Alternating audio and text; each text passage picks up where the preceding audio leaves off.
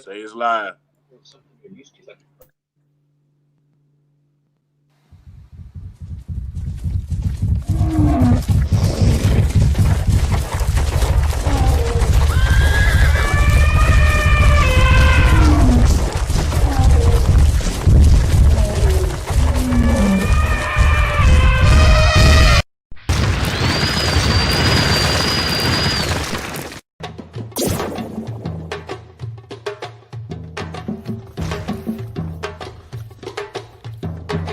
Alright, ladies and gentlemen, the books is in. The books are in. Yep. They're in.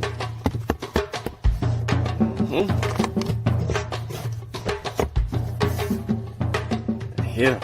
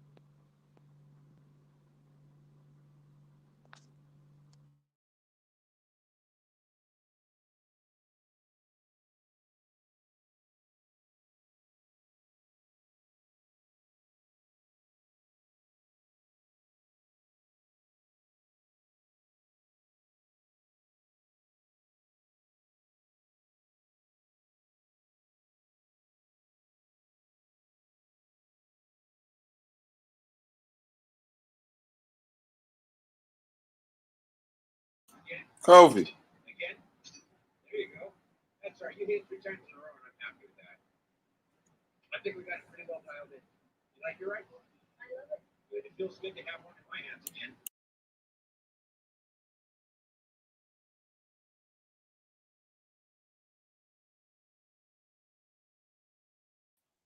Hey, can y'all hear me? Yeah, I hear you now. All right, man. Something went wrong, man. But everybody, we still on the other end? Yep. Okay, that's good deal. Good deal. Let me take this off here, man. We'll get started.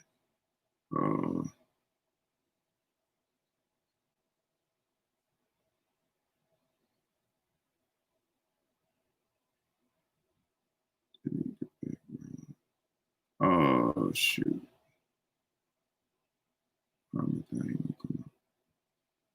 Is the banner still showing? Am I still on? Can y'all still hear me? God, yeah, you good. Okay, man. All right, welcome back to Kofi Piesie TV, Peace and Black African Power, ETM Hotel, Dual Aku, Dual Netcher, Fatmu Alafiye, Fatmu Riri, Majuba Iba Egungun, Majuba Iba Egungun, Majuba Iba Lakba, Majuba Iba Lakba, Egungun Kiki Egungun. I always want to give honor and praises to the ancestors, because without the ancestors, we wouldn't be here. We are our ancestors. I also want to stand honor and praises to the true living elders, according to an African worldview and an African perspective. Again, welcome back to the show. Welcome back to our second show, Author's Perspective. We have our good brother, brother Benjamin Njie, aka Black Pantha, who will be interviewing today. I got our brothers. I also got our brothers T'Challa Bangara, Satepe Rob Mary Amin, and Vasa Nicolo Gullah on the panel. Before we get started, brothers, y'all got anything before the show start?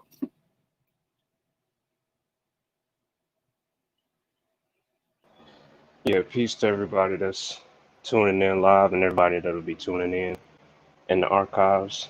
I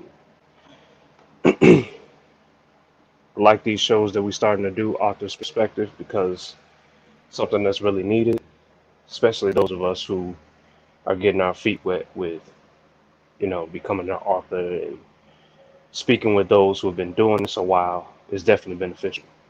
So peace to the brothers on the panel, and like and share the show, family.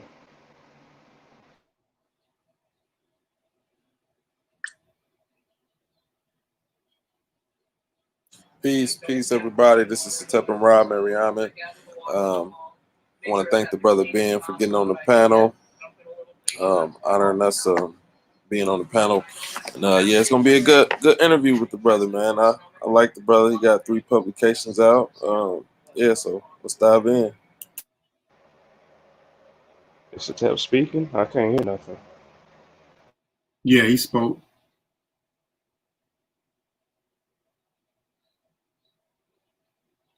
Boss, you got anything, man, before we get started? I guess not. He walked away from the channel. But again, like I said, y'all, please like and share the show. Peace to everybody in the chat. I'll be checking the chat out too. If y'all got any questions in the chat for Brother Ben.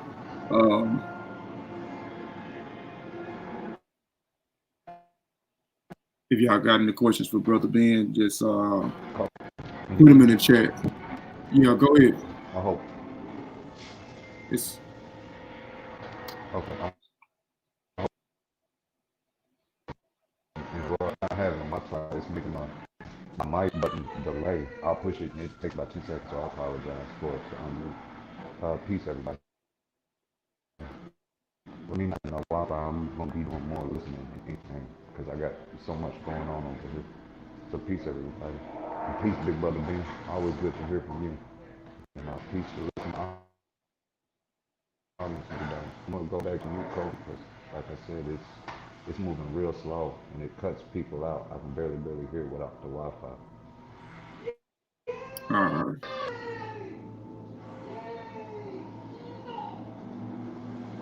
Hey, mute your mic, Voss. All right. All right. Well, let's get into it, man. Like I say, welcome to the show, Brother Benjamin Njie, man. I got a list of questions, man. The brothers got some questions, man. First, you know, introduce yourself, man, to the people that may not know who Benjamin Njie is. And hold on, man. Voss, your mic. But yeah, introduce yourself to the people that may not know who you is and give everybody a background of who you are. All right. Can everybody hear me just fine?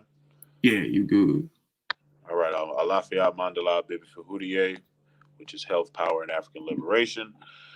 I go by Black Panther. I am a co-founder of the Mossi Warrior Clan. I am an advocate of traditional African spiritual systems and a scholar in that field. I have 3 publications, as the brother Kofi mentioned, 2 children's books and 1 Pan-African journal called Killmonger's Corner, which I'm the founder of as well. Basically, been around the community for probably about 5 years. Been studying for way more than that. But my lane is African spirituality, African culture, and scientific studies. So that's where I pretty much focus my energy on. And that's about it. Glad to be here. All right, man. All right, so let's get into some of my first questions, man. And again, this show is for those that may not know, that maybe the first time and didn't look at our first show. This show is to highlight the author's publications, but it's and to interview the authors, but also to an educational platform to inspire and motivate up and coming authors, and even show people how to put a book together, or even how to write a book and what details and going into writing a book. So, Brother Ben, my first question is, what got you into writing and how long you've been writing? And also on top of that, well, I asked that question next before we get into, because I want to know who is your favorite, name some of your favorite authors. What got me into writing? Well, to be honest, what got me into writing is hanging around Asari Motep and him always expressing the importance of writing to me. He made an impression upon me that it was not only something that is needed, but it's a responsibility of someone that professes themselves to be a scholar or researcher in a certain field. Given the vast underrepresentation that Africans in the diaspora and in the continent have in certain fields, it's our responsibility to write from our perspective. We already have perspectives from others. We already have perspectives from colonialists. We already have perspectives from missionaries. All of these different people that have come into Africa and observed things and wrote about it. What we don't have in abundance is the perspective of African people. So realizing that inspired me to get into the writing portion of this community, and really looking at it from a traditional standpoint of the Yoruba culture. We have a term called aiku, which is longevity, and it's a very versatile term. People say it means long life. Some people say it means even immortality. And aiku can be obtained through many forms, but in applying it to writing, once you put out some work, once you put out your research for the world to see, for the world to scrutinize, for the world to peer review, you get that ISBN number. That number has given you aiku, because you can communicate with somebody 30, 40, 50, 100 years in the future and don't even have to be here. It's the highest form of communication you can have, writing. Look how we're still talking about and still communicating with the Egyptians. They've been long gone, but we are still communicating with them through their words, through what they left behind. The same thing with the Timbuktu, same thing with other African civilizations, the Nubians, and so on and so forth. We're still communicating with these people, although they are not here in the physical. That is the highest form, in my opinion, of aiku. Okay, that's longevity in the flesh. Right. So now I get what you say now when you say that if you that ISBN, you get an ISBN number, you are immortality. You know, I see what you're saying now when you say that. Real quick, man, I every time it's the second show, I jump in every time because I'll be excited about ready to jump off with the question. So on every show, and I did this last one, and had to wait to the end of the show to do it. But at each one of these shows, we want to dedicate the show to a Pacific author. And I want to do that real quick because I should have did that from the beginning. And you know, and it don't matter who the author is, whether he's deceased or whether living, we always want to give honor and respect to those authors who came before us, or those authors that has expired us. And so real quick before we jump back into it, I want to do this. I should have did this from the beginning. Did do it. So am I screen sharing? Yeah, I saw Duce Muhammad up there for a second. Yeah, because I wanted to. I kind of wish we'll talk about that because when we get into your Pan-African journal, I was gonna ask you about this brother. Here he also has a Pan-African journal, but we'll get into that when we get into the show. But right here, we want to dedicate the show to Chancellor Williams. Everybody know who Brother Chancellor Williams is. Most of the people don't have the other works, The Rebirth of African Civilization, The Raven, or The Rebirth of Africans, the old edition. Everybody has The Destruction of Black Civilization, which is a highly, highly, highly recommended book. So we want to give honor and praises to the late great ancestor Chancellor Williams. So today's show, we want to honor Chancellor Williams. So each show we definitely going to be honoring a different author. Again, whether they're living amongst the living, amongst the deceased. Let me stop sharing my screen. And we'll get back into it, man. Y'all, for now, y'all let me know, man, when we start the show, to please start the show off with the author that we're going to dedicate in. Am I still sharing my screen? It's kind of no, it's not sharing. Yeah, you ain't sharing no more. Okay. All right, man. So let's get back into it, but I wanted to do that. That's the second time I did that, and I definitely, that should be the first thing, is honoring some other author. All right, Brother Ben. What are some of your favorite authors, man? You can name as many as you want to. What is some of your favorite authors? Man, some of my favorite authors. Well, I already named one of them, and that's Asari Motep. Mm-hmm. Another one of my favorite authors would be John Henry Clark, Cheikh Anta Diop.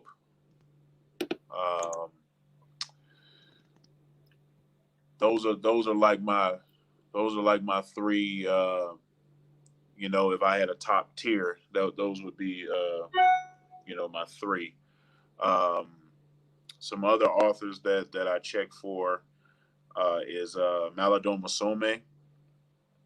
I appreciate his work. Off the top of the head, Malimu Barudi. He's got so many works. He's definitely in the top tier as well. That I could think about. Wande Abimbola.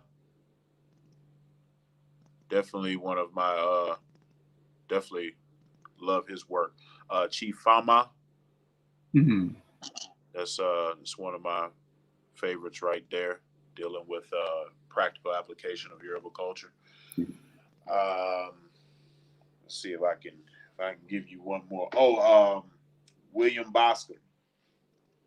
Yeah, you got some nice authors right there. You introduced me to Chief Fatma and Maladon and Some books.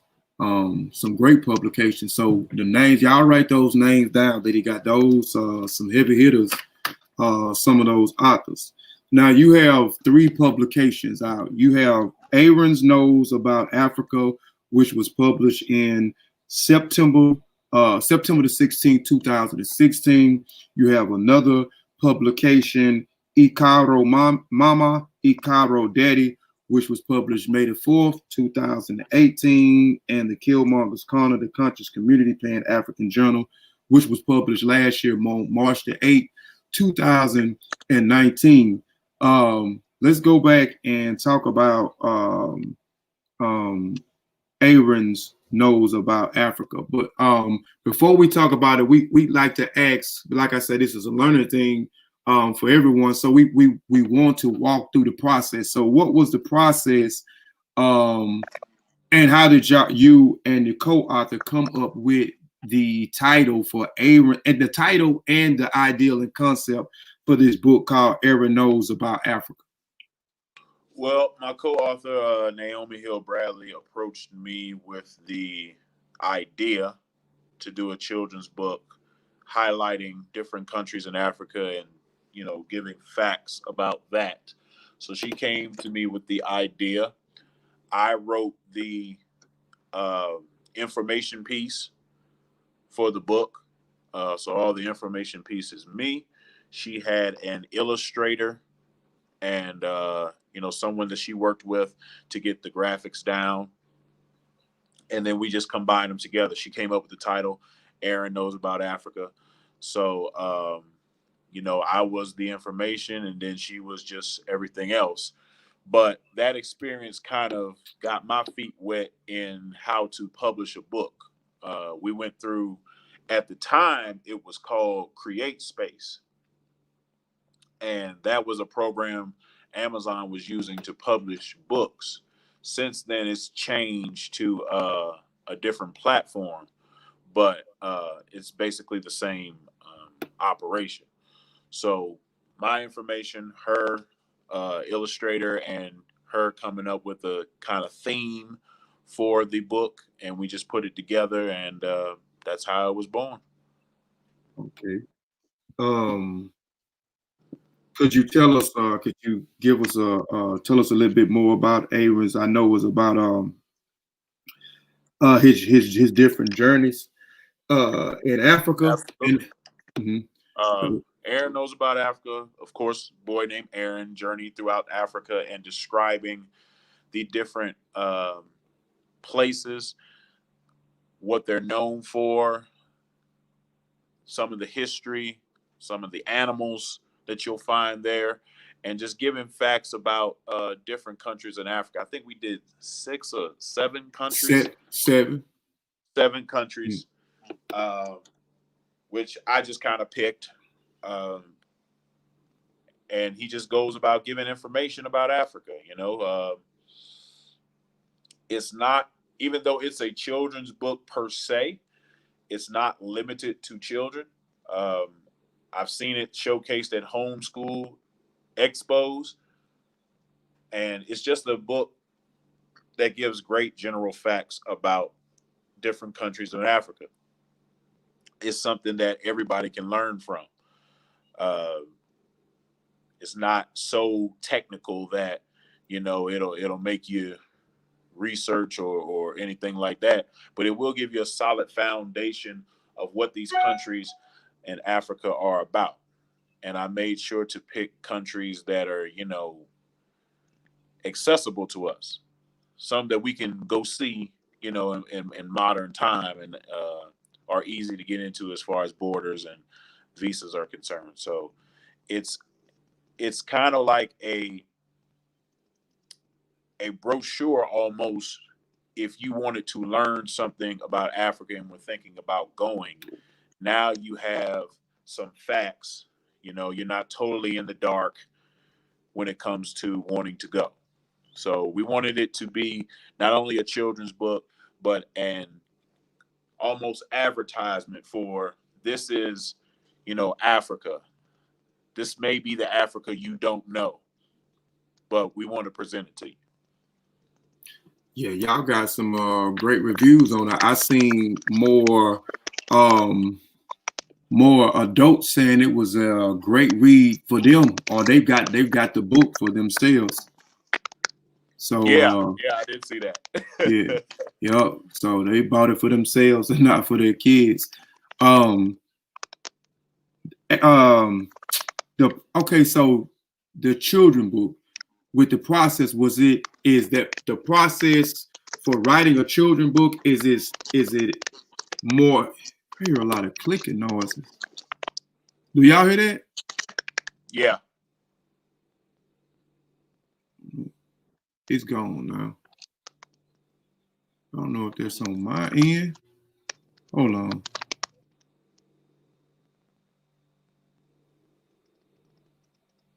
Yeah, I don't know if that was on. See, that's on my end. Hey, give me a second. Brother T'Challa, take over for me. I'm gonna pop right back in, man, because it done stop. But anyway, back to what I was saying about the children book, the process with the children book. Is it easier to write a children book, or it's harder to write a children book versus writing a big scholastic piece on a certain topic? It's harder. At least it's harder for me, because what I was struggling with is not making it so technical or not making it so scholastic. I had to constantly remind myself that we want young children to read it, and we want that simplicity instead of technicality. So I had to constantly change things or put it in a simpler way that I wanted everybody that read it to get it the first time and not be confused. So for a person like me that's technical, most of the time it was a challenge because I had to slow down. I had to go, oh, nope, that's not gonna work. I can't mention that because then they're gonna wonder what that is. So I just had to slow it down and put some things in layman's terms, so that the average person can comprehend what we're trying to convey in these different countries.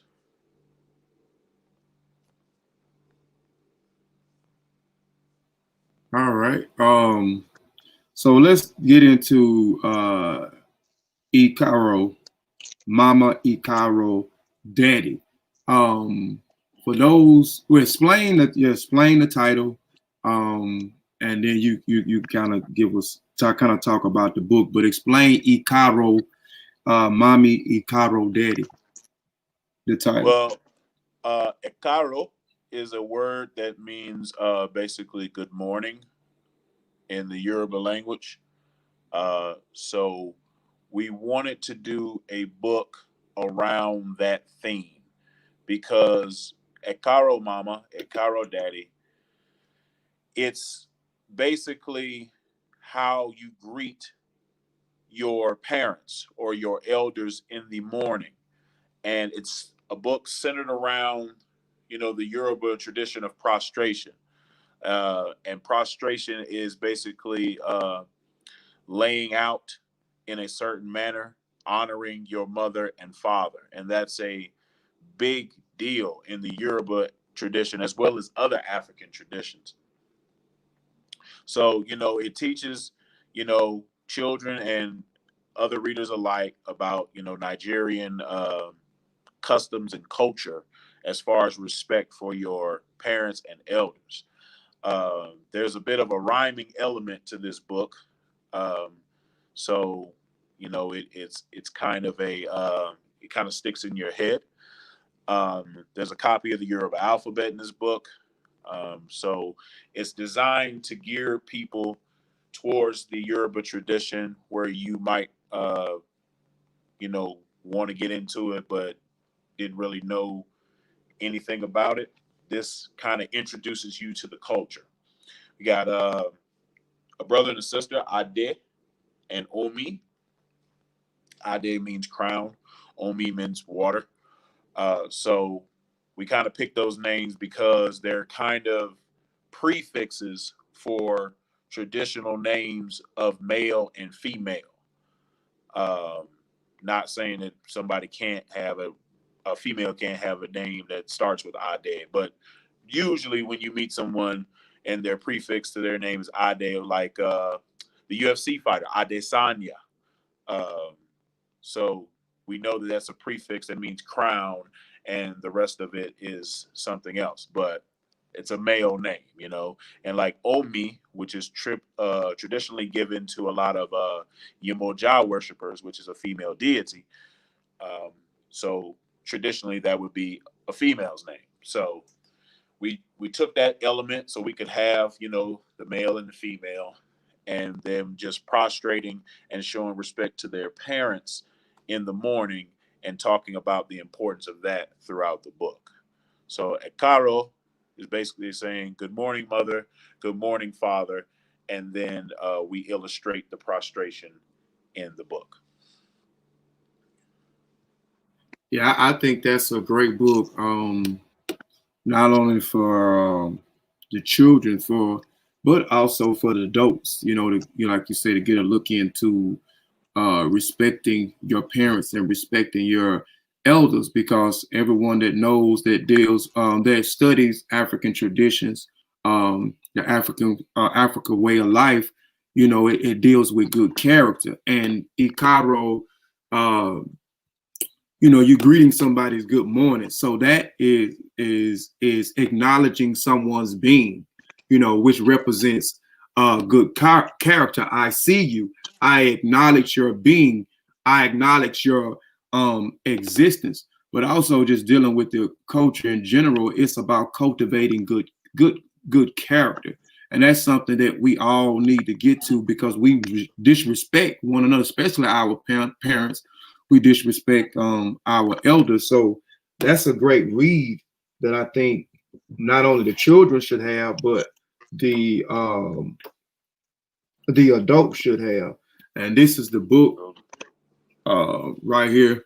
And I'm gonna show a few other books, because I want to make sure too that we not only interviewing and discussing these authors, but we also supporting these authors, because it's about supporting one another too. So each person on author's perspective, we do have their publications. If they have, you know, we at least try to own at least 3 of their publications if they got multiple publications out. So I think that's a great book. You know, again, not only for the children, but for the adults. Killmonger's Corner, man. Let's talk about Killmonger's Corner. Killmonger's Corner, the conscious community Pan-African journal. Well, it all started with a video that Brother Asar Imhotep hosted, in which he had a panel. The topic was about scholarship. If I can remember, Brother Lasana Hotep, Brother Daka Kilimanjaro was on the panel. And then it was one particular brother from San Francisco State University. And I'm having trouble remembering his name right now. But he was actually the inspiration for this journal, because he said there wasn't enough Pan-African journals in existence. And he said that we needed more Pan-African journals out there, because we really only have the Journal of Pan-African Studies, or we had only the Journal of Pan-African Studies at that point in time. So his name is Siri McDougal. That's his name, Siri McDougal, and he's a professor at San Francisco State University.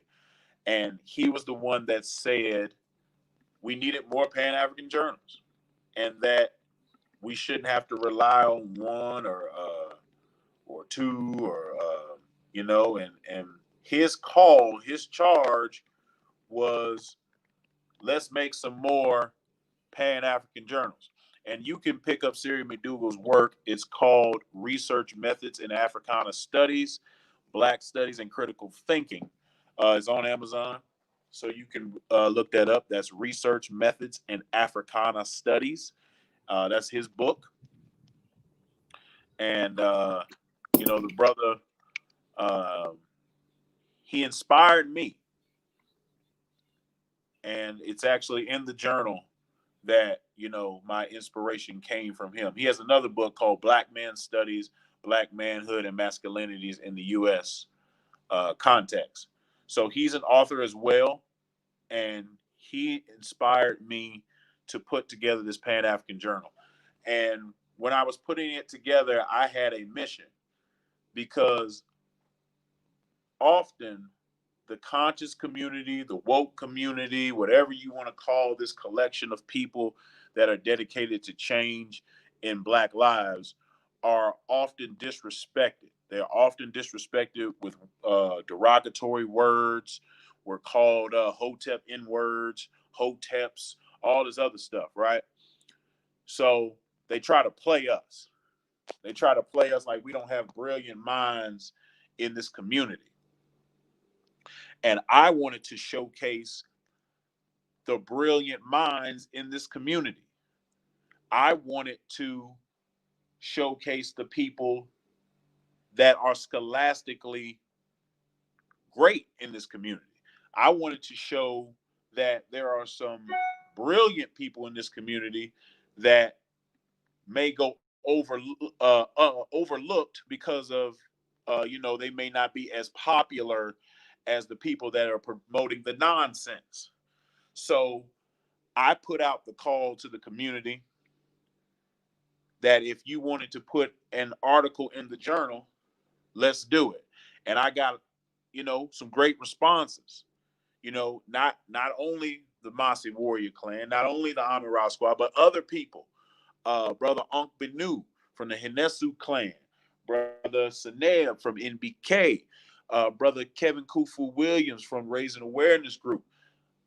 Other people came out and wanted to be a part of this. So that was my motivation for Killmonger's Corner. And as it grew and, me putting it together, it gave me a lot of experience on how to publish a book. And it was just a wonderful experience. I'm currently writing, I'm done writing. I'm currently editing and producing volume 2. And it's something that I wanted to put out to say, these are the brilliant minds of the conscious community, and you're not going to continue to go around us, because this is history. This is the first Pan-African journal of this community, and it's great work in this journal, and it's not going to be something that people can ignore. So that's why I did what I did. Yeah, I definitely appreciated that. Was my first, well, I ain't gonna say it was my first, but it was my first official where I had like a own chapter, coming straight for me. So that was my first big publication, was the Killmonger's Corner. I appreciate it for that. So that would just get my feet wet. I think I looked at it, matter of fact, last night. I think I did a good job. I think I could have did better, but I appreciate that, because that just got my feet wet and, kept me practicing my craft. So, I was able to get better with writing. You talk about publishing, right? The process, can you kind of walk the people too? Like I said, it's kind of like a thing. We want to show the people that you can publish. We don't need these big publications. You can self-publish your own publications. Can you kind of like walk the people through like the process or the steps they will have to take in order to publish? Excuse me, to publish their works? Absolutely. First, start out with a basic Microsoft Word document. Basic. You develop a table of contents, and then you start writing. You start writing based upon your table of contents. Once you get to a point where you believe you've hit all the points, or you've got all the articles, if you're putting together a journal, that's, when you start to proofread, proofread for any errors or anything like that. After the proofread phase, I used, I'm trying to remember what they call the new service on Amazon. It's K something. Kindle Publishing, I believe it is. Something like that. So KDP Amazon. That's what it is. Mm-hmm. So Amazon has a service called KDP. You put your Microsoft Word document into a PDF file, and that's what you're going to use to upload it into the system. You have someone design you a cover. Once you have the cover, you load the cover into the system. So then you will start to see how your publication will look. because it's going to have a feature to where it looks like a book in front of you and you can turn the pages. So when you get it into the system, you turn the pages and now you're looking for errors in the pages. Does something not sit right? Is something on half of a page? Is something further down than you wanted it to be? And you correct and resubmit as you see errors. Once you get it all to the way you wanted it or the way that you want to produce it, there's a feature in which you can request a proof copy. Amazon will send you a copy of your work the way you approved it, and you get to look at it in the flesh. So you get to look through it right in front of you. Is this how I want it? Is this the way I want it? Is this the right size book that I want? Because a lot of people don't take that into consideration, that books are a certain size, and you have the option within their platform to pick the size that you want. I went with the standard size of most magazines and journals. I had to look that up though. I just put it in Google. What's the standard size of journals? And I went with that. You might want a smaller book, or you might want an even bigger book, depending on, what you're producing. So after you pick all of that, they have a button called Publish. Now, once you click Publish, it will go live on Amazon, and people will be able to buy it. You set the price. You set, everything as far as that. You set the authors.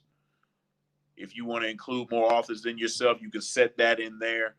You do all of that and you click live, and now it is live and be able to be published, and it's able to be purchased on Amazon. You can throw the link to whoever you want, and so on and so forth. And you also are going to set up your royalties. That's a feature within their platform. So when the monies come in from the book, you have it go straight to your account. You also can order bulk, because since you're the author, you get the bulk price. So if you want to order some books and you don't want Amazon cutting into your money, you can order like 25 books and then just sell them, on your own, as you and Shawn were doing the pull up, you pull up with the books when you order them from this platform. So that's kind of the process on how to get your book from the Microsoft Word all the way to Amazon. And they've made it relatively easy. Of course, you can go the independent publishing route if you would like. It may take longer. I don't know any independent publishers like that, and I wanted to do it on my own, as far as me controlling the process. So this is why I picked Amazon. But there are other routes you can go. There's another platform called Blurb, which I know our brother Jonathan Owens, the Magi, used to publish his first book. It's a similar process, just a different set of rules to follow. So I know those two platforms you can use to publish your book. All right. So, it's real easy. I ain't gonna say it's real easy. I mean, cause, but it's simple, like you said, the process, for those that may want to start writing or already writing and want to publish something, you don't have to go through a publishing company. Like Brother Ben says, Amazon has the KDP Amazon that you can go through. You can write, whether you're writing on Microsoft Word, whether you're writing from Pages, if you have a MacBook, and I prefer Microsoft Word because Microsoft Word actually has the Grammarly can be linked to it and Pages can't. So it's easy to correct some stuff as you go along, as you type. But like he said, you can whatever you're writing from. If you're writing from Microsoft Word, all you have to do is convert your file over into a PDF. Set up you a KDP account. Go to kdpamazon.com and set up your account. Like Brother Ben said, once you get through setting up your account, take your file. Get someone to do like most of the standard books that a lot of the books that I purchased are 6x9s. Most of the books that the recent books that came out through Kofi Piesie Research Team has been 6x9s. But you do have an option to do other books like and then we got the other announcements to make for September and October. Those publications will be, I think, 8x5 by 11. Or you can make the book even as big as you want to make those books, as Brother Ben said. So those are the process that you have to go through. Amazon will correct you if you have issues with the pictures. You just go back, make your corrections, re-upload your body after you upload your book cover, the front, back of your book cover. And that's it, man. Hit your proof copy to get your proof copy. You always want to get your proof copy. Get your proof copy before you actually go live.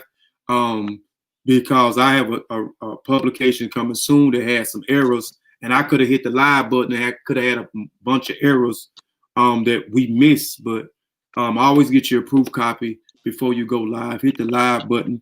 And then also, like he said, we're setting up the prices, and we'll move on. Setting up the prices, you can also, after you set up your price, then you will automatically know exactly how much your author copy is. Like Amazon get a certain percentage. You get your royalties off the book. How you can make money from your books is, like Brother Ben says, you purchase your author's copy. They have something called author's copy. So you get the book at what Amazon prints the book at, which is a low cost. It just all depends on how many pages you have, and if you have color. Color is going to be definitely a thing. If you have color, is the printing price is definitely going to go up.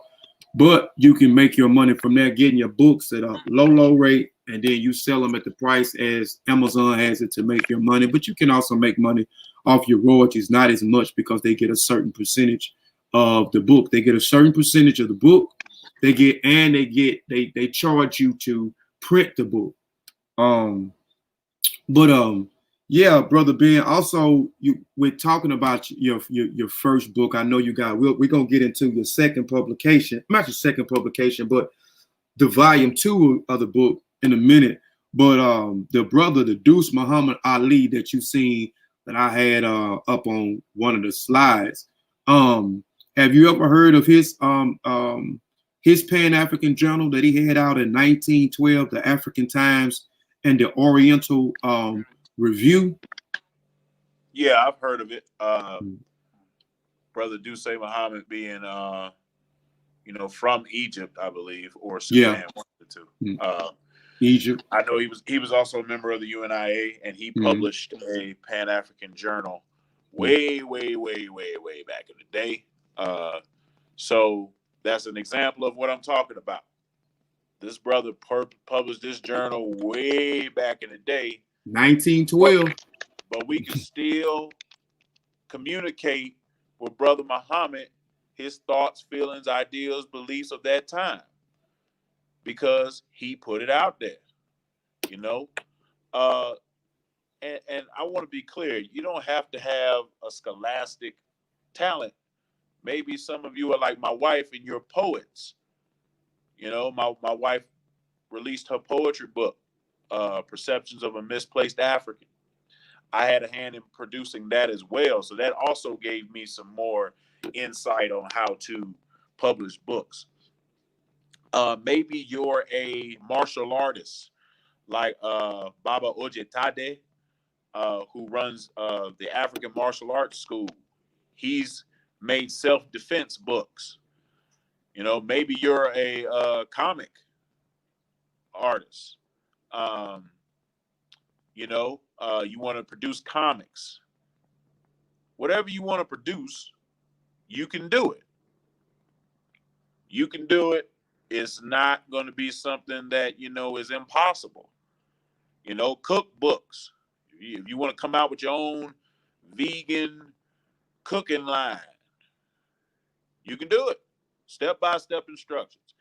I just encourage people to get into authorship, because authorship shapes a generation.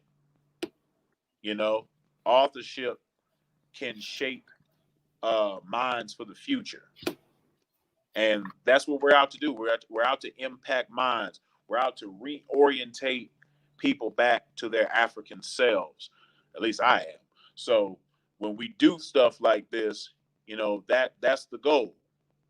And you never know who you're gonna have influence on, who's gonna read your book, who's going to be inspired, or whose brain you're going to spark. So I encourage authorship all the time. You know, as many people as we have that write 100 statuses on Facebook all day long and troll folks and talk this, you could have finished the book by then. Whole book could have been wrote. Yeah, yeah. And also with that Deuce Muhammad Ali's Pan-African Journal, the African Time and Oriental Review, the brother that Marcus, brother of Messiah, brother Marcus Garvey. Marcus Garvey. He also wrote and worked, you know, with Deuce Muhammad on the Pan-African Journal. He wrote a few journals for the Pan-African Journal. Absolutely. And also, Baba Garvey was involved in a newspaper. You know, so they were writers. They were writers as much as they were activists and Pan-Africans and all of the other stuff that they did. They were writers because they understood information is powerful, especially in an era where you're trying to sell repatriation to people. You need information because people are going to have some questions.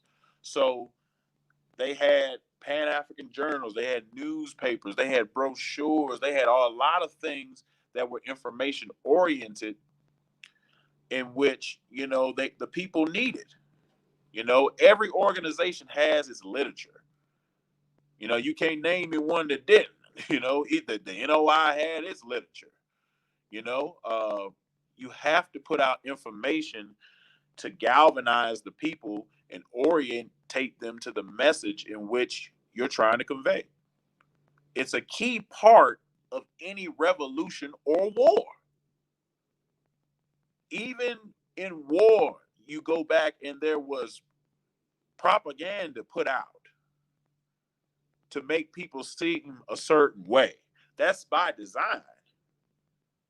So we have enough propaganda out there with others, specifically about African cultures of a wide variety. So we need to counter that as scholars and researchers and tell the narrative from our story.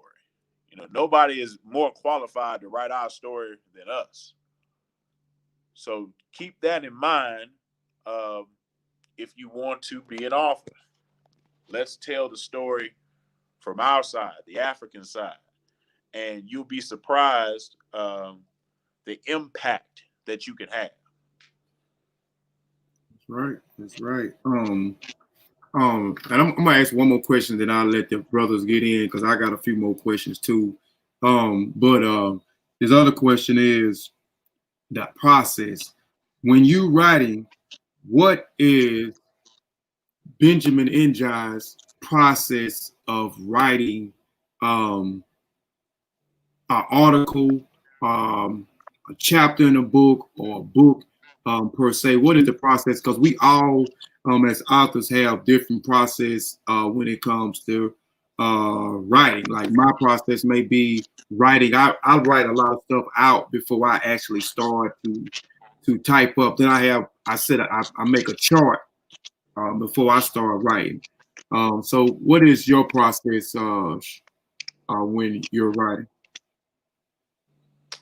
When I got the topic down, I will probably jot down some key points that I want to make, like in paragraph form, and then I actually just start writing. That's it. I may gather my source material because that's the easiest thing to do. So sometimes I do that first because I know that I'm going to use these sources. So I kind of build the references page or the bibliography page first, and then kind of write off of that, and then plug in the sources as I go. But yeah, I go straight to typing, man. Straight to typing.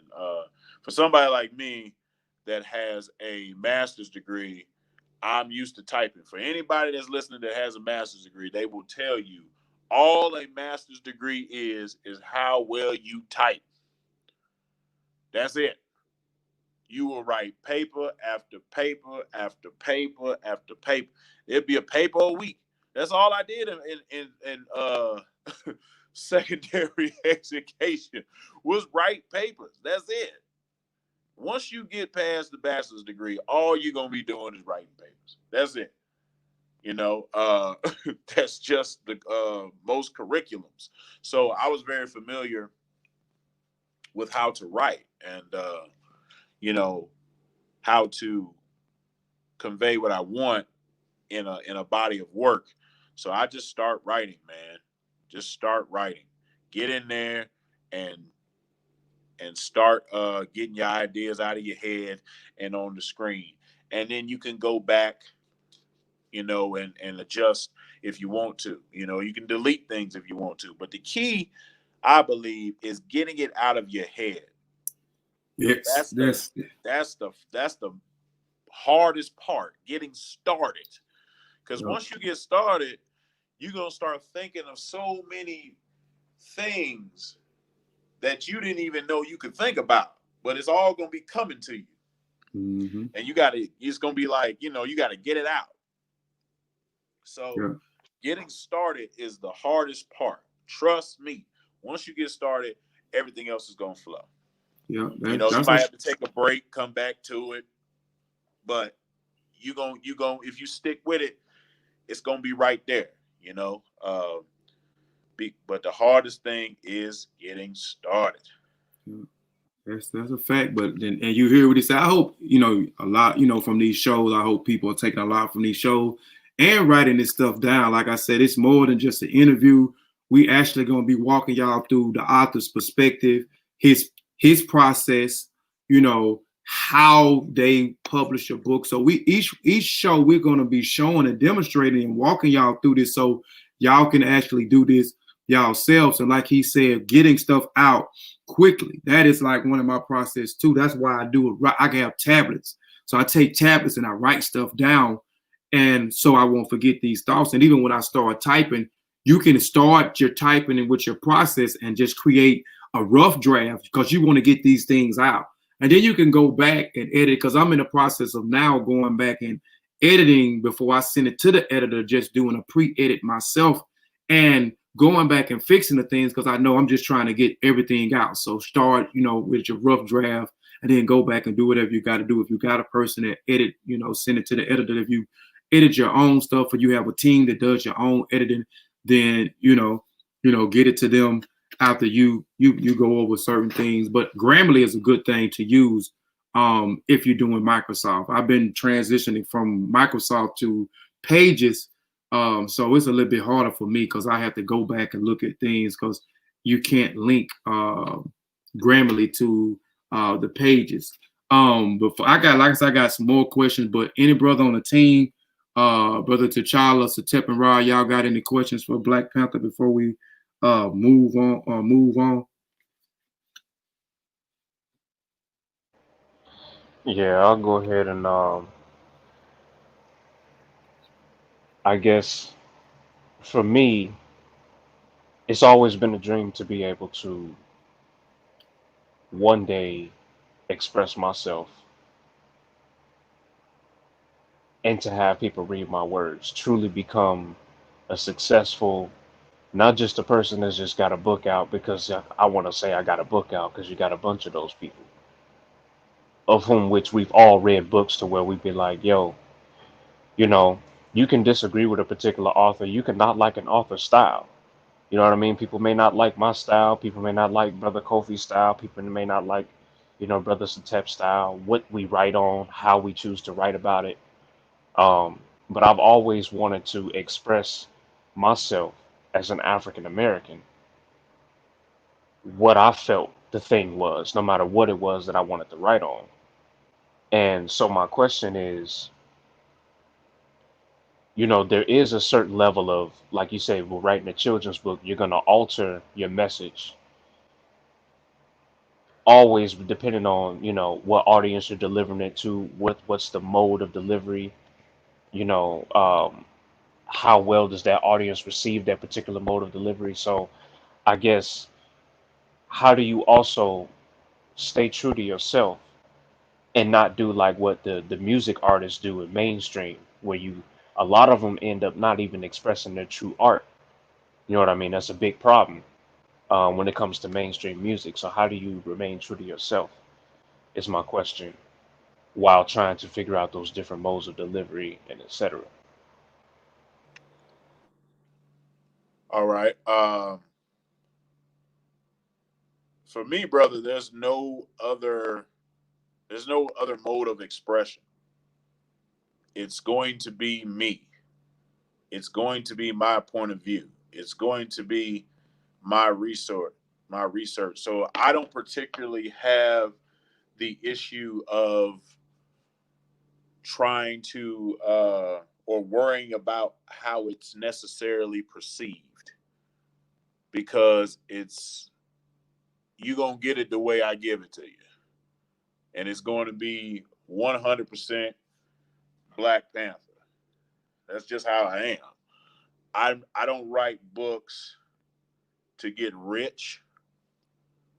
I don't write books for them, to be on the bestsellers list of the New York Times or whatever. Don't get me wrong. If that happens, that happens. But I write books for Black empowerment. And I already know that this field that I'm in is not the most popular field on earth. So I know it's going to be a specific audience, a specific demographic that picks up my books. I already know that going in. So it's not hard for me to stay true to myself, because to me, there's no other option. It's kind of like the old story where, the old man, or where the young man asked the old man, when they came to a fork in the road, how did you know to turn left? And he said, you assumed that I saw another path. It's only one way for me. And that's a very good answer, because I've been asked that as a musician, as a educator, and now as a author. You know, what is my purpose specifically for doing this? Um, and for me, it's everything that you said, but it's also as far as the team aspect. Like, I could have Googled how to, publish and how to do this, how to do all that. You can Google just about anything these days. Um, but having a true sense of brotherhood in the African sense, having a family structure in the African sense, be it scholastic, be it, your actual family, your blood, be it who you've been raised around and you've been around. There's no better way of experiencing something than having those who are also going through that journey. So back to our initiation systems, our rites of passage, you have a group of boys who are brought and ushered into the next wave of young men, instead of just taking one boy and trying to give him everything. It takes a team and multiple people discovering and going through something with you. A lot of the times, um, even if you're doing a lot of the leg and footwork yourself, there you can benefit better if you have multiple people also striving to do this thing. Their goals don't have to be the same, but I find that that also keeps me true to myself in terms of what I choose to write about, what my next volume, what my personal works are going to be about. Obviously doing from what I do in my life, but knowing that no, I'm not out here doing this to try and, be a super rich guy or this, that, and the third just off of writing books. Because if that was the case, I'd be in a different genre of writing books, trying to make my way that way. But educating the babies is my number one priority when it comes to, they're going to always be able to say, yeah, we can go pick up, Killmonger's Corner, we can go pick up Kofi Piesie Research Team, Amara Squad, any of the publications, University Kemet Press, any of the great scholars that we always mention and venerate. It is our obligation to stay true and to go ahead and pump out this information, because that's the only way the babies are going to be able to have it, because our words don't necessarily live on with us like they should in the memories of our future, because our future generation is not focused nowadays. We're focused on the wrong things. And I think it's important that we just get back to pushing the importance of literacy, being that literacy came out of Africa in the first place. Um, so that was really my only question for Black Panther. With that, I'll go ahead and mute out. All right, Shawn has a question for brother Ben. He says, do you ever feel like you are forcing your wife to make a sacrifice for you serving the people? That's one of his questions. He has another one, I think, too. No, because writing her book was her idea. She picked the title. She wrote all the poems. I had no input on any of the poems.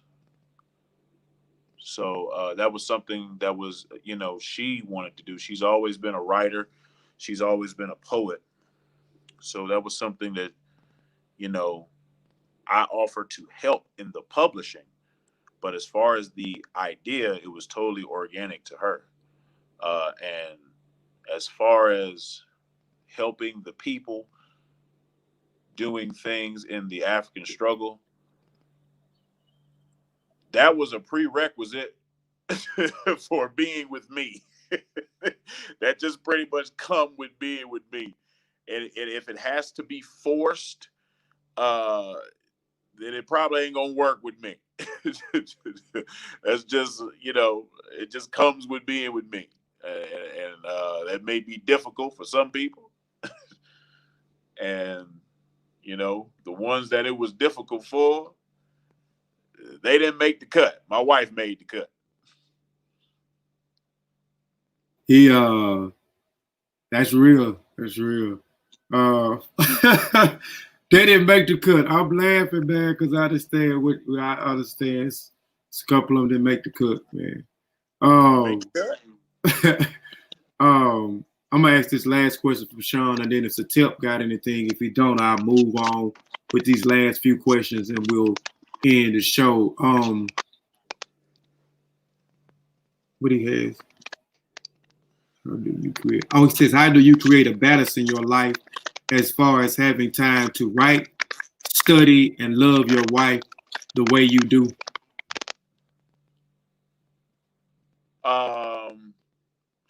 Man, sometimes it's not enough hours in the day, but you have to really practice time management and prioritizing things. That is something that, since I'm a military veteran, I have a lot of experience with. So I just prioritize things in a certain manner and get what I can get done and use my time wisely. That is the That's the key component, is using your time wisely and being available. And that's the best way I could put it. It may put you out to where you can't complete things when you want, but staying consistent in both manners, you'll get both done. So you just got to use your time wisely. I'll ask one more from Shawn. I'll let Sutekh go. He says, where is it?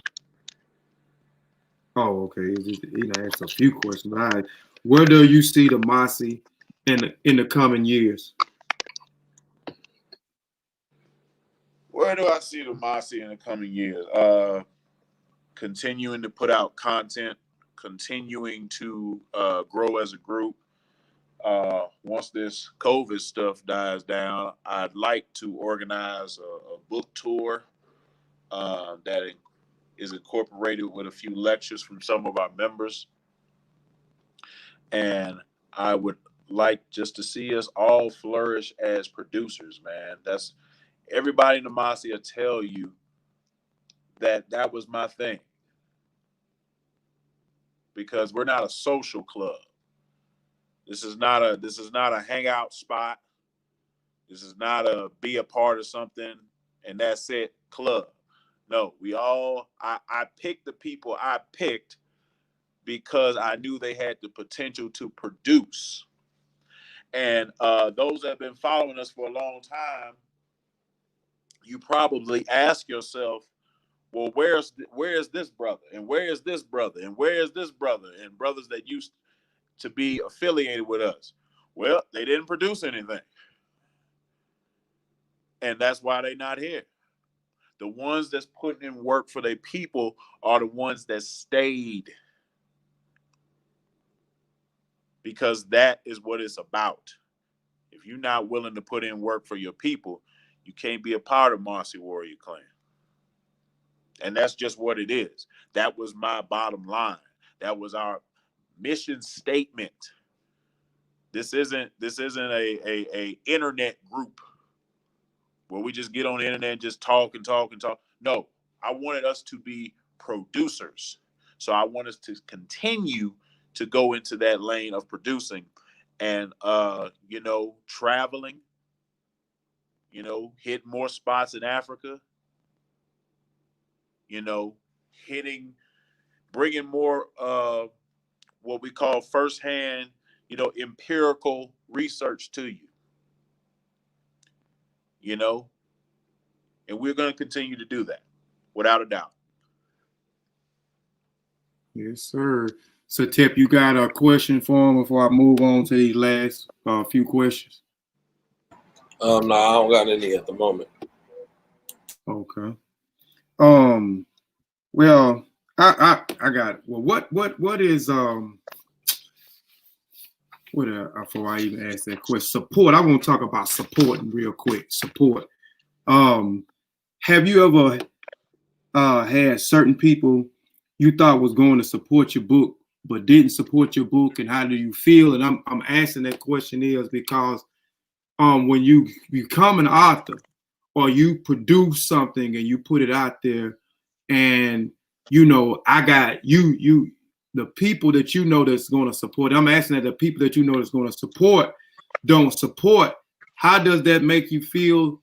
And because some people are stopped because they don't get the support that they thought they was going to get from certain people, or support from the people in general. Man, it doesn't really bother me. And people, they don't know why, because they'll be like, man, I can't believe that person or doesn't. Look, I look at it like this. It's their loss. I'm moving on. That's really how I look at it. I don't, because we can get into all types of stuff. I don't know what kind of money they got, or if they don't like me, or they don't like my wife, or they don't like the mosque. I don't get into all of that. All I get into is the people that's ready to receive the information. Maybe they're not ready to receive the information that's in the book. I don't know, but I don't spend a lot of time thinking about it. Honestly, really what I spend a lot of time thinking about is, as far as my journal is concerned, is contributors, because there's some people that have a lot of information. They have their own channels, they have their own gear, they have their own this, but we can't get not one written word out of them. That's really what I look at more than anything else. Because you'll look up and it's 3-5 years down the line, you still don't have nothing written from them. And you're in danger of being forgotten. Because YouTube can crash tomorrow. Wow, right. Right. Instagram can be hacked. Your Facebook account can be totally erased. What will you have to show for it after that? A great example, when I was with the Amin Ra Squad, we had a whole channel, hundreds upon hundreds of videos, thousands of videos over years worth, an anthology, if you will, is gone. It's all gone. The entire channel is gone. You know how many people ask me about that channel? Man, that video y'all did, man, that video is gone. So if I would have depended upon strictly that platform, how would I say, how would I get my message out there? I wouldn't have anything but basically legend. And that's not good enough for me. And,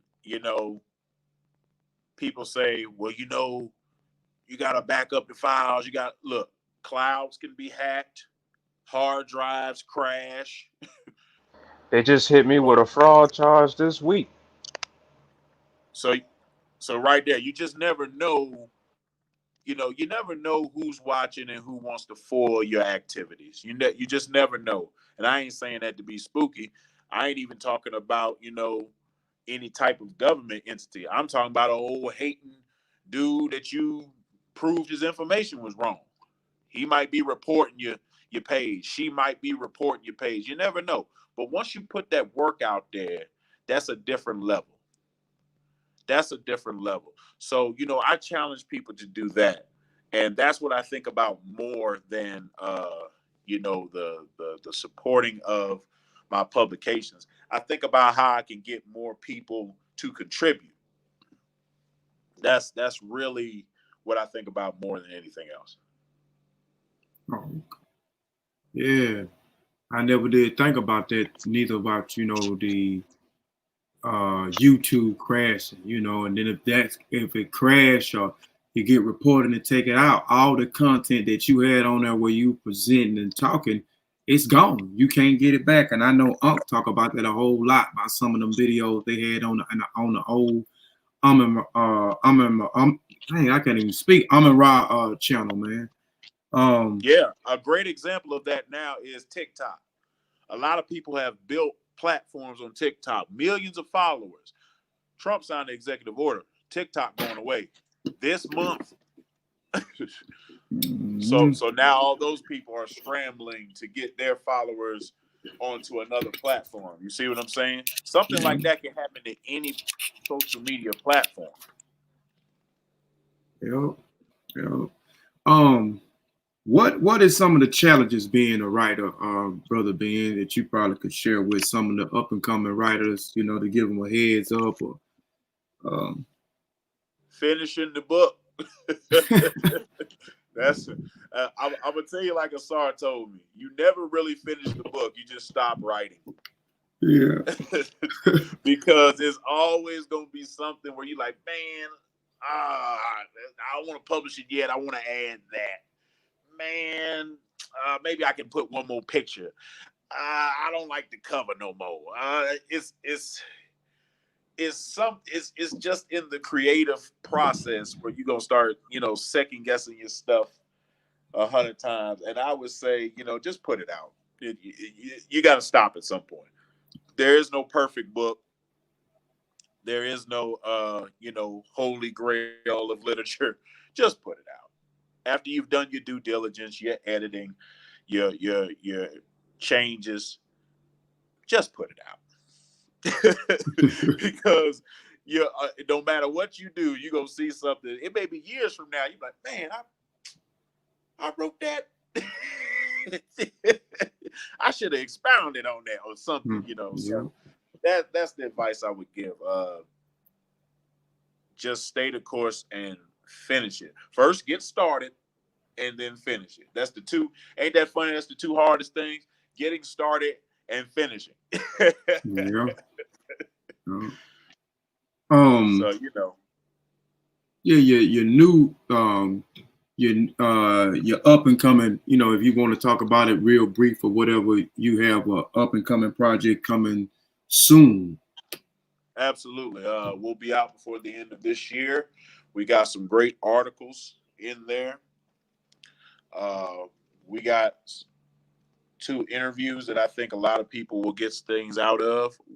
One of the gentlemen I interviewed is B. Dot the God, legendary battle rapper, and Stickman from Dead Prez. Those are the 2 interviews that I did this year. We also, of course, will have the poetry element. Of course, we'll have the art element, and many articles dealing with a variety of topics. I think it's going to be just as good, if not better, than the first one. So I definitely, when I drop it, I will definitely let everybody know. Everybody knows I don't do dates because you're not going to stress me out to get it done by the date. So I will say it will be out before the end of this year, though. I have to transpose the interviews, and then after that, I'm really we're really headed to KDP to put this thing in there and get it on and popping for the second volume. After the second volume, 2021, I will publish my first solo book. That's on my radar. I will start writing it after I finish the Killmonger's Corner Volume 2. And my book is loosely titled Killmonger for the Woke Community. Killmonger is an identifier for African spirituality. And I will be going into an array of topics about African spirituality as it relates to the conscious/woke community and how it can help us in our plight for African liberation, sovereignty, or what else you have. So those are the 2 on my radar as far as publications.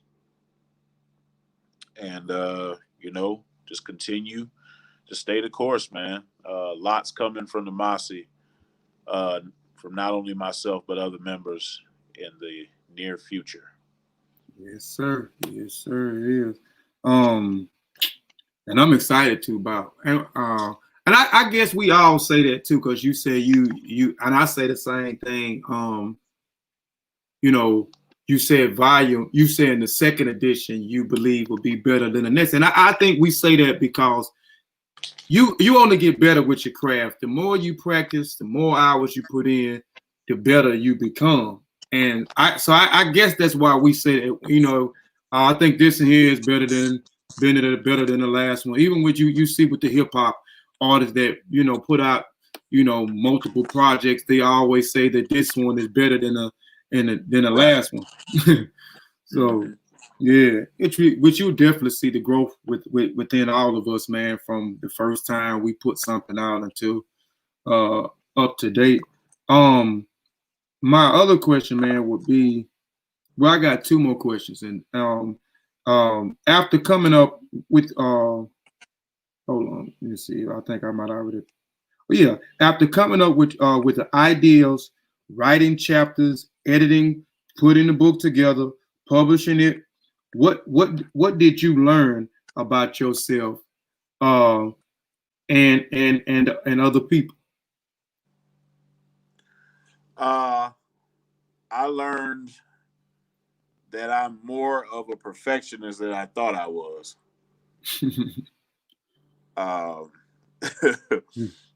And I learned to not get frustrated when you're waiting on things from other people. It's just something that is going to come, but you can't get too frustrated. And I learned how serious writing is, man. I mean, I always knew, but you start to really understand, like, when you meet people that have put out 400, 500-page books, like the Blueprint for Black Power is a masterpiece by Amos Wilson, which is also one of my favorite authors that I forgot to mention earlier. May be my favorite author, actually. But Amos Wilson put out a book, 700-800 pages, man. Like, you know, the dedication that takes, it's amazing. You know, like that ain't no fly-by-night book, man. So I learned to appreciate the process, not only just from my, myself, but from our great elder scholars of yesterday, and people that have put out so many credible books. A person like Amalimu Barudi that's put out like 20 books, all credible.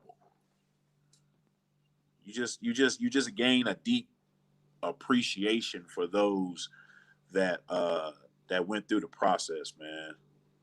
Marimba Annie with Yurugu, Great book. I mean, it's just unbelievable, Mother of Western Civilization, Dr. Yosef Ben Yakana, I mean, these classic books, and you're like, man, and you think about it back in the day. We talking about back in the day. They probably was doing that on typewriters and they ain't have Grammarly and Microsoft Word. They was knocking them out old school, and then you had to take it to a editor, and they had to look through all 700 pages of your work, and then you had to take it to a publisher, and then the publisher might not have liked this, so you had to go back and change it. Like, man, you gotta respect that grind, and they did all of that for us. They did all of that so we would know where we came from. So we would know that our history didn't start with slavery. Mm-hmm. That's what they did it for. Mm-hmm. They didn't do it to get rich. They did it, all of the great authors of yesteryear. I mean, some of them didn't even speak English like that. I mean, think about a Anta Diop. He didn't speak English like that. So you got to translate that from French to English. It's just amazing, man. Drusilla Houston in her early book, a Holmberger in her early work. That was a serious time. We talk about a time where Black folks weren't even thinking about hieroglyphs. And she was writing about how these are African symbols. Mm. I just gained an immense amount of respect for authors of this Africology, Africana studies field. Yeah, can't thank them enough. Yeah, I might have to learn something from that, man. Not stressing out and getting upset, waiting on other works. Because you be putting them dates. That's how, you know what I'm saying? I Be know. out when it's out. Yeah, I Pop see. it when I drop it. I'm like, you ain't doing this to me. Yeah. Can you give any advice to some of the up and coming writers and authors? Get started. It's the best advice I can give you. Don't delay. Don't second guess yourself. Don't think you can't do it. Get started. That's Microsoft it. Word, man. Get started. Yeah. Before you know it, you'll have a whole creation. And you'll be like, man, I can't believe I even. But you can do it. Yeah. That's some good advice, man, because just get started. Because I never thought I would, have some publications out, but like you said, you just gotta get started. And how I knew you was gonna be serious, Kofi? When I read that article you put out about Ra. Yeah. and when I took the time to read this lengthy article with pictures and everything, at the end of it, I had two emotions. One emotion, I was happy that you was in the Mossi Warrior Clan, and the other emotion, I wanted to strangle you for not putting out this thing sooner. Man, it's the confidence. I mean, and that's some confidence. That I'm just now just having confidence in myself, even with the numerous of the past few years, doing stuff on Kofi Piesie TV and on Mossi Warrior Clan YouTube channel. Numerous of I have never really been confident, and been at times where I didn't even want to drop something, but I dropped, especially when I got with the Mossi, because I said, well, I'm gonna have to do my part. So I'm gonna have to be more confident. I'm gonna have to be sure about my stuff. I'm gonna have to put it out, and that's one reason why the Ra document, the Understanding Ra and the many manifestations, never came out after I wrote that article, because that article turned into a book, and then I went back and I had to fix some stuff in there because I started in 2014. I maybe dropped there, but I would just wasn't confident. And then from you allowing me to be in the Killmonger's corner, that sparked me to writing, and then Shawn doing his article sparked me to started to take writing more seriously, and then me starting to gain confidence in myself, where I wanted to put a blog site out, write articles, and let people see these articles and go through the information. So I'll say something to the up and coming, please have confidence in yourself, because if you don't have confidence in yourself, you will never be able to put nothing out. Get started, like Brother Ben said, but also have confidence in yourself and just get started. And like he said earlier, start off, if you have to start off with a rough draft, because that's what a lot of us do. If you go back and look at a lot of the stuff that we write, you will see that we have notes within the book format that we have, because we know we got to go back and change certain things. But it's like he said, you want to get your ideals out as fast as you can, and then come back and fix whatever you got to fix on the back end.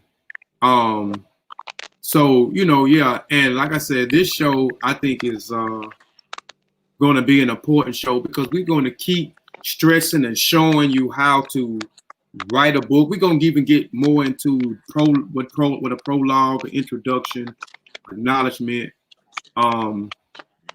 dedicated for how to put the body of book together, which Brother Ben's laid out how to actually get your book put together, the process of putting the book together, actually getting it on KDP, how to upload the book cover, the file, so forth, how to go live, how to get your proof copies, and etc. So it's an easy process, especially by the time we finish with these series. We're going to have more and more, hopefully producing authors. Brother T'Challa, you got anything else? And does anybody in the on the chat has more have any questions for Brother Ben before we end the show? No more questions. I just appreciate Brother Ben coming through, taking his time out, and personally appreciate the work that he does as far as a man earning a living. Um, you know, Not to get into everybody's beliefs and political discussions, but there are those of us who have people who serve, who know people who serve in any of the very, very dangerous occupations, be it protection for the country you live in, whether you agree with the political stance of the country or not.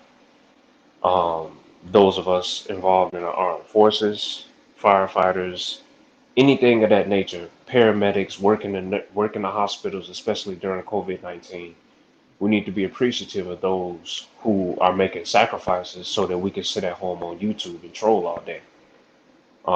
So I want to thank him for that, and thank him also as a African warrior scholar who's been fighting for our liberation um, since, so just a younger brother to big brother, thank you for that. And we look forward to what else we can produce together as a collective. Yes, sir. Yes, sir. That's I have something up here, and Ben talked about this. And this is mostly, about the writers, us writing our own stories. And this is why we created this show, so we can motivate, inspire, and produce more people that look like us. And I suppose to share this, and I'm gonna have to get better with. I have a whole layout before we even get into the interview, and I get so excited.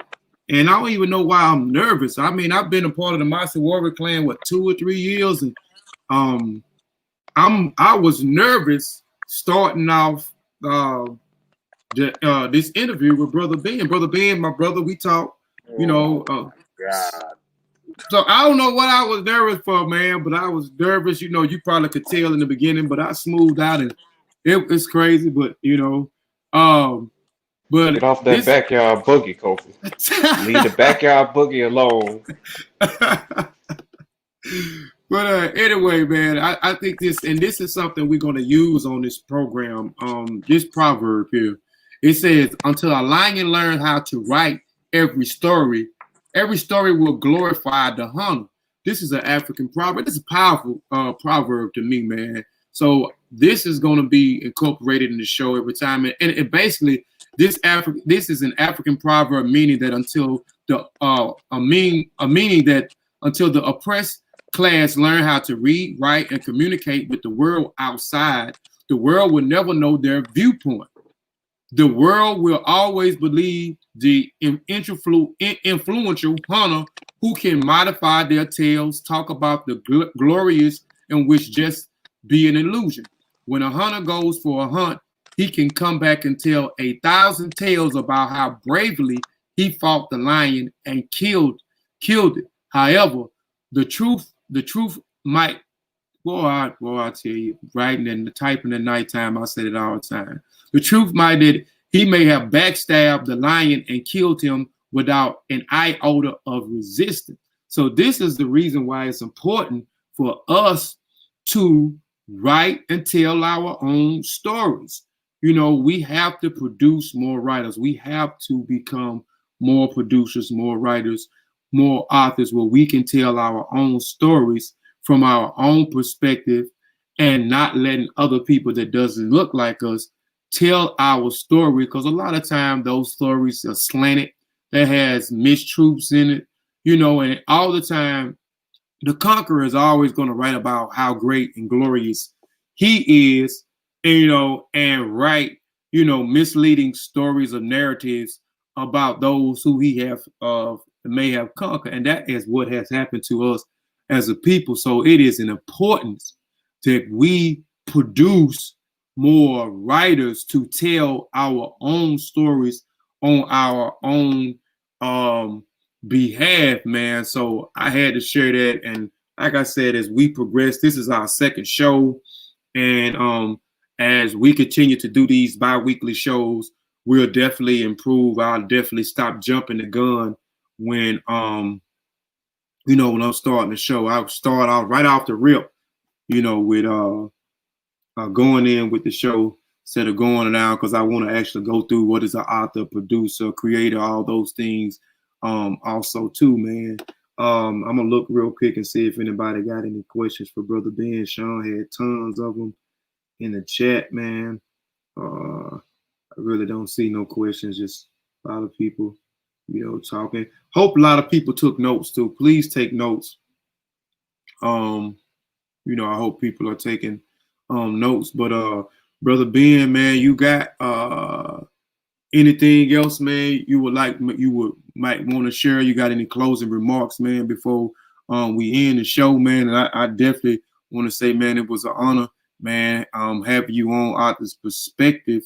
You know, I greatly appreciate you. I'm greatly inspired and motivated by you. I'm greatly appreciative of you giving me an opportunity of being a part of the Mossi Warrior Clan. You got any final words, final statements for the people, statements for the upcoming authors, writers, any encouraging words, or etc.? I want to say thank you for having me, giving me this opportunity. Every person you see in the Mossi is supposed to be here, and I made sure of that, because African spirituality is not something I just talk about. It's something I engage in. It's something I live. So whether they know it or not, everybody that's in the Mossi Warrior Clan been divined on. And if the entity I was using said no, they not here. But the entity I was using said, yeah, you see them here. So that's, you know, my vetting process as far as how it goes around here. And to the young writers, like I said, just get started, man. Just get started. And, you know, impact for generations is seldom thought about when you're creating your project, but it's always a possibility. So, you know, keep that in mind and just get started. It's too easy.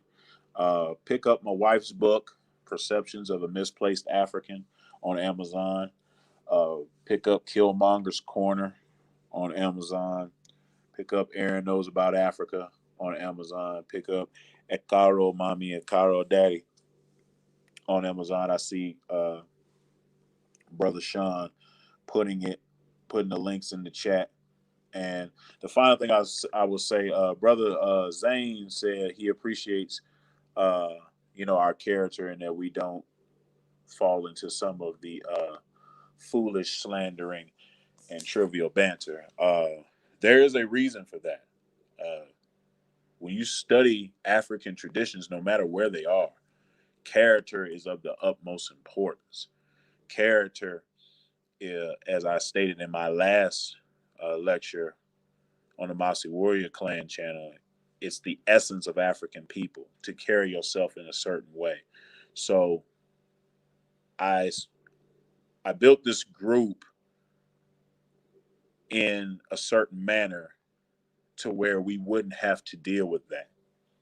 That's why you don't see us getting caught up in all the rest of the circus. You know, we don't have time for that. As you can see, we're putting out publications. So, you know, while others got a bunch of excuses, we just keep producing.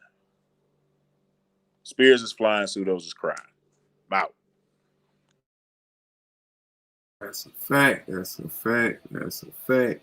And again, like he said, Shawn is putting the links in there, but I also have the links down in the description. Each author that comes on Author Perspective, we're going to keep piling a list of their links, so you can click the links after the show and purchase and support these authors' publications. Like I said, and over here, we believe in supporting one another, and we understand the importance of producing publications.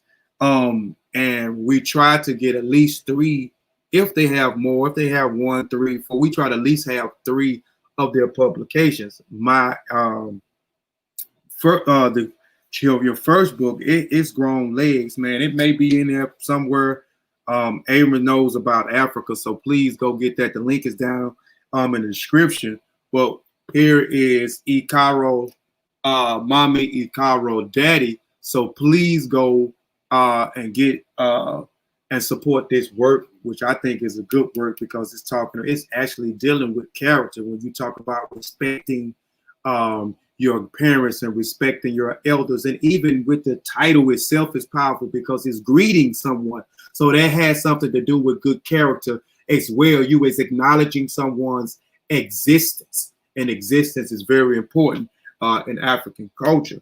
Also, he talked about here the Killmonger's Corner, the Conscious Community Pan-African Journal. The link is down in the description below too.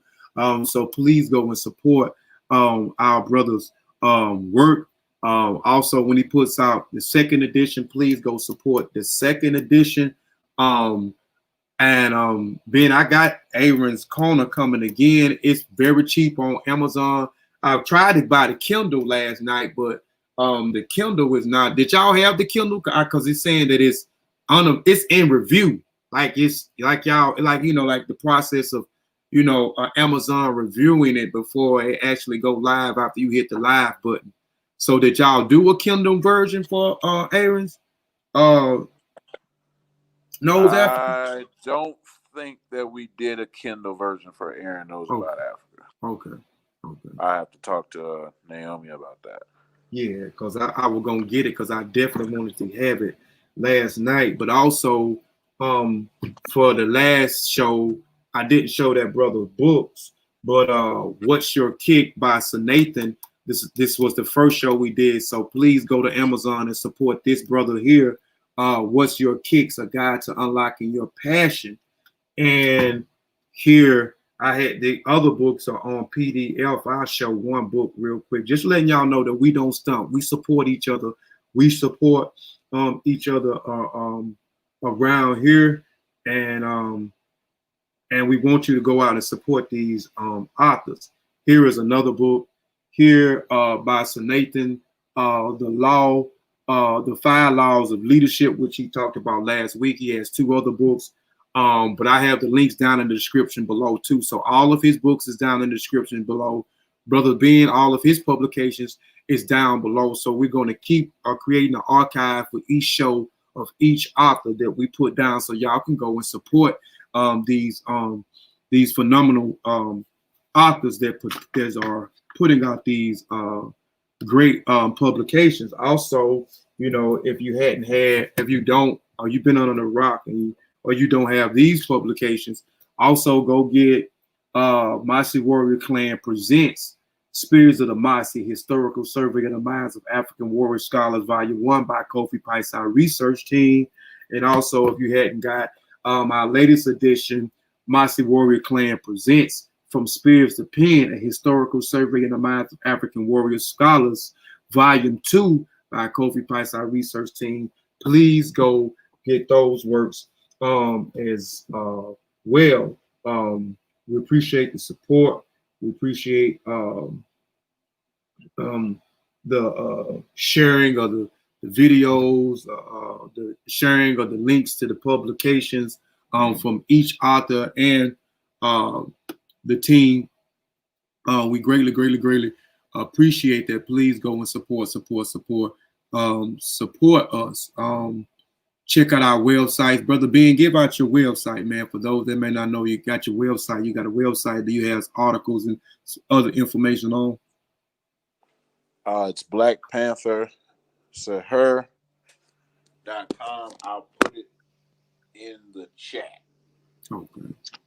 So he has a lot of articles on there as well if you want to check out some of his further writings. I have some stuff on there as well Shawn has some articles on there as well. Also go to KofiPiesieTV.com and check out the articles, the few articles that I have on there as well. But you can also purchase Volume 1, Volume 2, Spirits of the Mossi shirts, revamping the As I Learn, We All Learn shirts, and be on the lookout for future publications. We have a publication where one of the team members have a publication September. We already in September, and then 2 more publications in October. I have 2 publications in October, my 2 solo books. So be definitely on the lookout. Then we have Volume 3 coming in November. We setting a date. We got a date set, but I don't know. We working on it. Hopefully we'll stick to it. But you know, we may have to stop setting them dates. So I'd be stretched out each book. I ain't gonna even lie to you. I got a patch in my head. That patch getting bigger and bigger. I'm always biting on my nails. But we have a Volume 3 expected date, November the 28th or somewhere around in there. So be on the lookout for Volume 3 and then a few things after that. So we are producing, like Brother Ben and say, we just not a hangout group on Facebook or YouTube. We are actually producing work. So again, we'll thank everybody for tuning in. We hope some y'all took notes. We hope y'all learned the process of actually creating the book. We're gonna keep reiterating some of this information, keep sharing other information to get those up and coming writers ready, so they can go right on in and write these phenomenal books that I know they have. So again, appreciate everybody for tuning in. I want to say Shimim Hotep. I said ETM Hotep, which means to welcome in peace.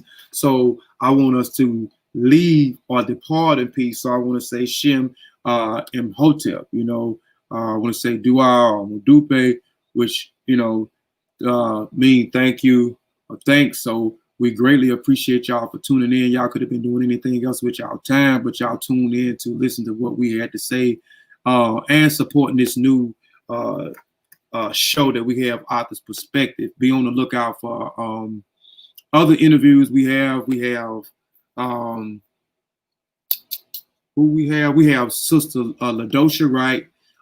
She has 2 publications, so we'll be in her. That's the next interview. I don't know what the date is. Whatever the date is from the day, it's a bi-weekly show. So not this Sunday, but next Sunday we have her. We have Brother Anka Cat. We have Asar Imhotep. We have Mku Menzi. We have another brother I'm excited about who wrote 100 books. 100 books. As a matter of fact, let me go support this. Go support. This is one of the books. This brother produced thick books here. He's wrote 100 books. So we have this brother, an elder who wrote 100 books while he was in prison for 4 years. So he have 100 books. This is one of the books, The Silent Screams of Trilogy, Part 1, A Complete Fear. His name is Keith Joseph Nickerson. So this is the brother who wrote 100 books. The elder, a smart elder. I'm so excited about having this brother on the platform. It's October to something. We already got it locked in. All these names I named, they're already locked in. So be on the lookout for some more of these great interviews. Again, I appreciate Brother Seanathan. Brother Shawn, because I'm saying his name wrong. I think it's Seanathan Polidore, who was on the first show. Greatly appreciate my brother, Benjamin Njie, Black Panther, for blessing us on the second show, man. And again, man, Shimim Hotep, man, Black African Power, man. And we'll see y'all next time.